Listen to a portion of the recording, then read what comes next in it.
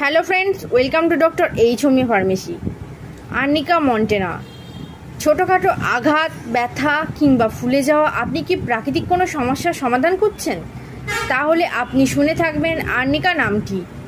আজকের ভিডিওতে জানাবো হোমিওপ্যাথির বহুল ব্যবহৃত একটি রেমেডি আর্নিকা সম্পর্কে। এটা কিভাবে কাজ করে, কখন ব্যবহার করবেন আর কখন নয়। আর্নিকা মন্টেনা এটি চোট বা আঘাত লাগার পর, যে কোনো ধাক্কা, পড়ে যাওয়া বা গাড়ি দুর্ঘটনার পর প্রথম চিকিৎসা হিসেবে আর্নিকা খুব কার্যকর। ব্যথা ও ফোলা, শরীরের যে কোনো জায়গায় ব্যথা হলে আর্নিকা ফোলা ও ব্যথা কমায় অস্ত্রোপচারের আগে বা পরে। অনেকে আর্নিকা খেয়ে থাকেন অপারেশনের আগে পরে, যাতে কম রক্তপাত ও কম ব্যথা হয়।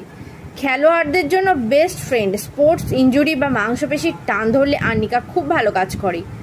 আর্নিকা পাওয়া যায় বিভিন্ন ফর্মে, ট্যাবলেট, তরল ডোজ আর মলম হিসাবে। আর্নিকা 30 বা 200 সাধারণত ব্যথার জন্য ব্যবহার হয়। মলম বা জেল ফর্মটি বাহ্যিক ব্যবহারের জন্য, কখনো খোলা জখমে লাগানো যাবে না। এই আর্নিকা নিরাপদ, তবুও অতিরিক্ত ডোজ গ্যাস্ট্রিক বা অ্যালার্জির মতো সমস্যা হতে পারে। সঠিক পরিমাণে ও চিকিৎসকের পরামর্শ গ্রহণ করাই বুদ্ধিমানের কাজ। একটা ছোট্ট ওষুধ, কিন্তু তার উপকারিতা অনেক বড়। আর্নিকা শুধু শরীরের ব্যথা কমায় না, শরীরকে ভিতর থেকে রিকভার করতে সাহায্য করে। প্রাকৃতিক নিরাময়কে আপনি যদি গুরুত্ব দেন, তাহলে আর্নিকা আপনার ওষুধ বাক্সে অবশ্যই থাকা উচিত।